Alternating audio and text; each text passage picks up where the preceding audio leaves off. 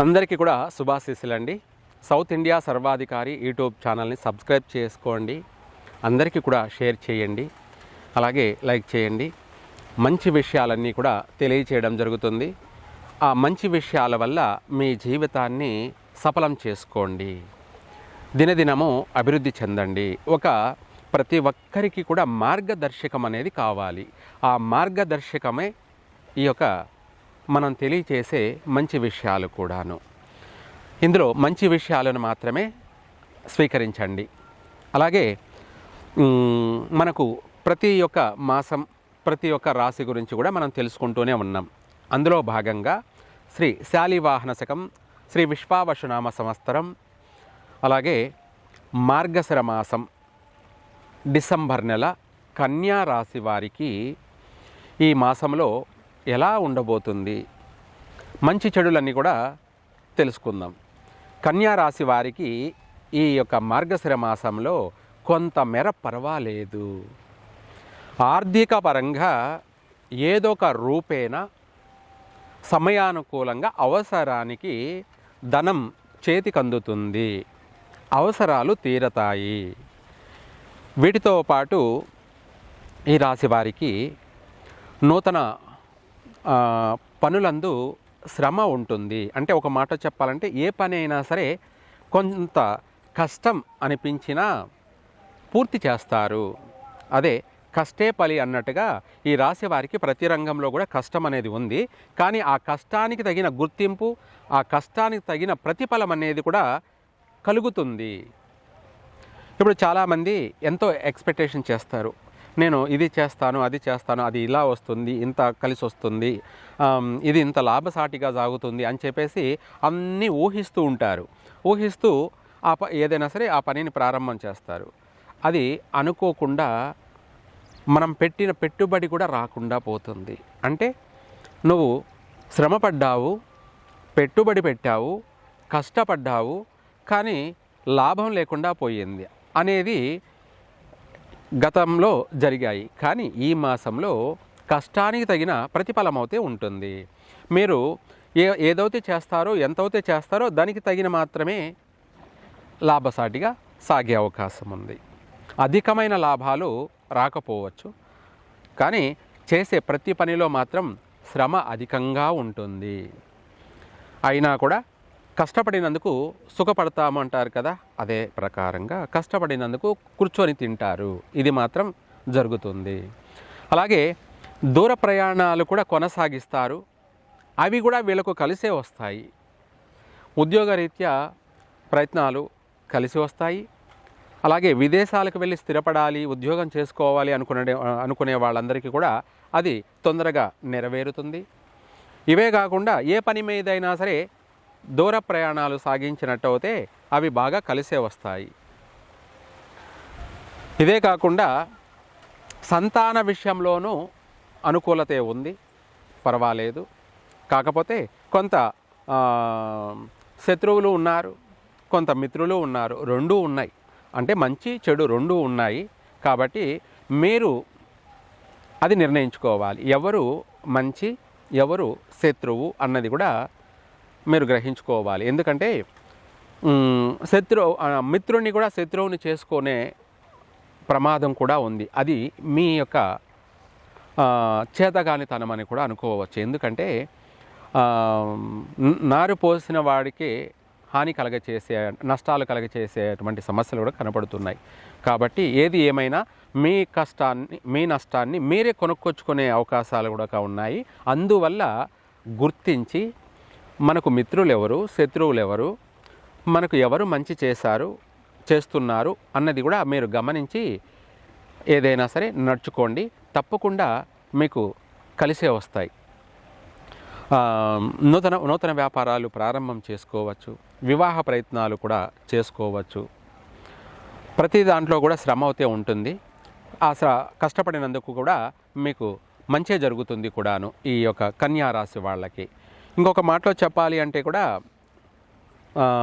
తెలివైన వాడు అని కూడా చెప్తాం. అంటే మనము ఒక పూజా కార్యక్రమాల్లో సత్యనారాయణ వ్రతం అనేది ఒకటి ఉంటుంది. అందులో ఒకడు కట్టెలు, ఒట్టి కట్టెలు అంటే కంప కట్టెలు కొట్టుకొని రోజు ఊరంతా తిరుగుతుంటే ఎవరు కొనడం లేదు. ఎందుకంటే అందరూ తెచ్చుకొని చేసుకుంటున్నారు కాబట్టి. వీడు నెత్తిన పెట్టుకొని ఊరేగుతున్నాడు రోజు. అంటే నెత్తి నొప్పి పడుతుంది, కాళ్ళు నొప్పులు పుడుతున్నాయి. రోజు తిరుగుతున్నాడు, ఎవరు కొనడం లేదు. ఏం చేయాలి? నేను ఎంత కష్టపడినా కూడా దేవుడు నన్ను కరుణించలేదు.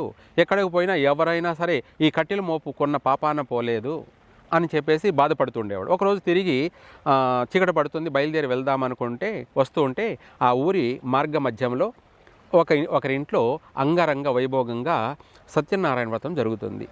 వీడు చూసి ఏదో జరుగుతుంది, కోలాహలంగా ఉన్నారు, పందిళ్ళు వేశారు, పచ్చగా పందిళ్ళు వేశారు, ముగ్గులు పెట్టారు, అందరూ కూడా ఉన్నారు. మనం కూడా వెళ్ళి చూద్దామని చెప్పేసి ఆ కట్టెల మోపు పక్కన పెట్టి ఆ ఇంట్లోకి వెళ్ళి చూశాడు.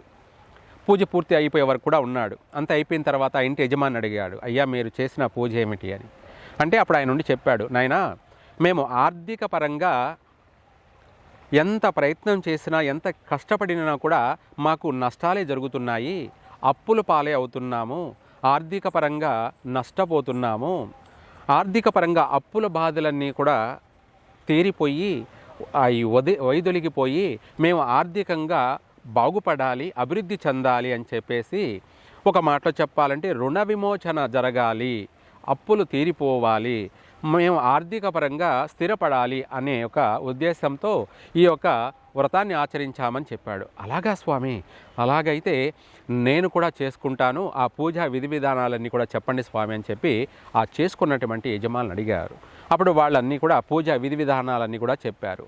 అప్పుడు వెంటనే ఆ స్వామివారి ముందు సాష్టాంగపడి మనసులో తలుచుకొని, స్వామి నాకు నా జీవితానికి కొత్త మంచి మార్గాన్ని ప్రసాదించు తండ్రి, నాకు ఆర్థిక పరంగా కలిసి వచ్చేలాగా నన్ను కరుణించు తండ్రి, నాకు అప్పుల బాధలు తీరిపోవాలి, నేనే 10 మందికి అప్పు ఇచ్చే స్థాయికి ఎదగాలి స్వామి అని చెప్పేసి ఆయన ఆ సాష్టాంగ ప్రణామంలో అనేక కోరికలు కోరుకున్నాడు.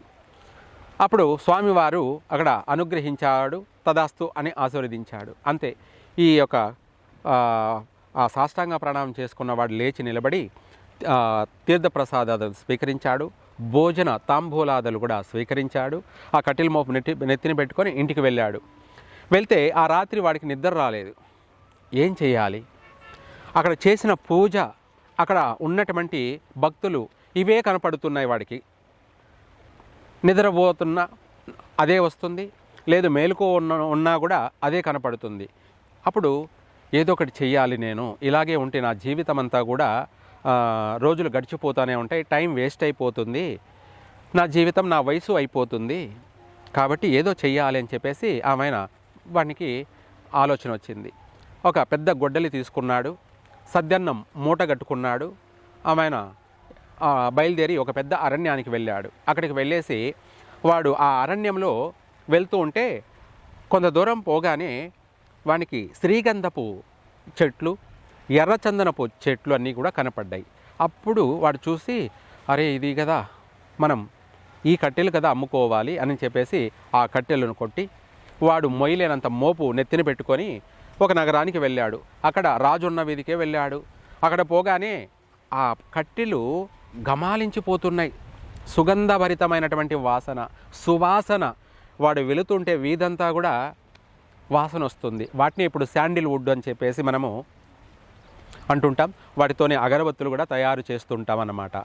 అయితే ఇక్కడ విషయం ఏంటంటే, చూసిన ప్రతి ఒక్కరు కూడా ఆ కట్టెలు కొనుక్కోవాలని చెప్పేసి అనుకున్నారు. అప్పుడు అందరూ కూడా ఆడవాళ్ళు చూసి, అయ్యా బాబు ఆ కట్టెల మోపు నాకు ఈయనైనా, నేను రూపాయి ఇస్తానేను కామంటే, పక్కింటి ఆవిడ చూసి ఈమె ఎక్కడ కొనుక్కుంటుందో ఆ కట్టెల మోపు నేనే కొనాలి అని చెప్పేసి, బాబు ఆ కట్టెల మోపు నాకు ఈయనైనా నేను 2 రూపాయలు ఇస్తాను అని చెప్పి ఆమన్నది. ఇలా ఒకరినొకరు చూసిన వాళ్ళందరూ కూడా, వీడు ఎర్రచందనపు కట్టెలు, శ్రీగంధపు కట్టెలు తెచ్చాడు, మనము ఆ కట్టెలు కొనుక్కోవాలి అని చెప్పేసి చూసిన వాళ్ళందరూ అనుకొని అందరూ అడుగుతున్నారు. అప్పుడు వీడు ఆశ్చర్యపోయాడు, ఇదేమిటి, నేను సంవత్సరాల తరబడి కట్టెల మోపులు నెత్తిన పెట్టుకొని తిరుగుతుంటే ఎవరు పిలిచిన పాపాన పోలేదు, కొన్న పాపాన పోలేదు, ఇప్పుడు అందరూ అడుగుతున్నారు ఎవరికి ఇవ్వాలి అని చెప్పేసి వీడికి ఆలోచన మొదలైంది. అలా ఒకరినొకరు పెంచుకుంటూ పోతుంటే ఒక 10 ఆవిడ ఉండి, నేను 10 రూపాయలు ఇస్తాను బాబు ఆ కట్టెల మోపు నాకు ఈయనైనా అన్నది. అప్పుడు ఆ కట్టెల మోపు ఆ 10 రూపాయలు అడిగి నాకు ఇచ్చేశాడు. ఆ 10 రూపాయలు తీసుకున్నాడు. ఎప్పుడూ చూడనంత ధనాన్ని వాడు ఆ రోజు చూసేటప్పటికి వాడి జీవితము, వాడి తలరాతే మారిపోయింది. ఇది కదా అని అప్పుడు ఇంటికి వెళ్తూ వెళ్తూ ఆ పూజా ద్రవ్యాలని కొనుక్కున్నాడు. బంధువుల్ని, స్నేహితులను పిలిచాడు. మరుసటి రోజున వాళ్ళు రానే వచ్చారు. ఆ సత్యనారాయణ వ్రతాన్ని అంగరంగ వైభోగంగా పూర్తి చేశాడు. ఆ స్వామివారి అనుగ్రహం పూర్తిగా సంపూర్ణంగా వీడికి కలిగింది. ఇదే తడవుగా వీడు ఇదేదో చాలా బాగుంది అని చెప్పేసి ప్రతిరోజు అరణ్యానికి వెళ్తూ ఆ శ్రీగంధపు చెట్లను, ఎర్రచందపు కట్టెలను కొట్టి వాడు మోపు కట్టుకొని ఎత్తపోయి అమ్ముకుంటున్నాడు. అందరూ కొంటున్నారు వద్దనకుండా. ఇలా అవుతే రోజు ఒక మోపే కదా అని చెప్పేసి వాడికి వచ్చిన ఆ డబ్బుల్లోనే ఒక ఎద్దల బండి కొన్నాడు. అలాగే ఒక మోపు కాకుండా 10 మోపులు కొట్టి ఆ బండిలో వేసుకున్నాడు. ఒక మనిషి 10 రోజులు మోసే కట్టెల్ని ఒకరోజే తీసుకొని వెళ్ళాడు. అక్కడికి పోగానే 10 మంది కొనేశారు 10 మోపులు. వీడికి 10 రోజులు వచ్చే డబ్బు ఒక రోజులోనే వచ్చేసింది. ఇదేదో చాలా బాగుంది అని చెప్పేసి వాడు ప్రతిరోజు బండి వెనక బండి కట్టి ఇంకా పెంచుకుంటూ పోతున్నాడు దినదినం వాడి వ్యాపారాన్ని. 3 పూలు 6 కాయల్లా సాగుతుంది. ఎవరు కూడా వద్దనకుండా కొంటున్నారు. వాడి లాభసాటిగా సాగుతుంది. అలా వీడి జీవితాన్ని 3 పూలు 6 కాయల దినదినం అభివృద్ధి చేసుకుంటూ ఇదేదో చాలా బాగుంది అని చెప్పేసి ప్రతి నెల, ప్రతిరోజు, ప్రతి పౌర్ణానికి శ్రీ సత్యనారాయణ వ్రతాన్ని ఆచరిస్తూ వస్తున్నాడనమాట. అలా వీడి కుటుంబం, వీడి వంశం అంతా కూడా కూర్చొని తినే అంత సంపాదించి పెట్టిపోయాడు. కూర్చొని తిన్నా కూడా తరగనంత సంపాదించి పెట్టి వాడి వంశానికంతా కూడా ఒక మార్గాన్ని, ఒక దారిని చూపెట్టి వీడు చివరన స్వామివారి యొక్క వైకుంఠానికి చేరుకున్నాడు. అంటే అలా దైవాన్ని నమ్ముకొని ఎవరైతే ఏం చేస్తారో వాళ్ళకి ఎప్పుడైనా సరే వాళ్ళ జీవితం అనేది వాళ్ళ కూర్చొని తరగనంత వరకు 7 తరాల వరకు కూడా అభివృద్ధి ఉంటుంది.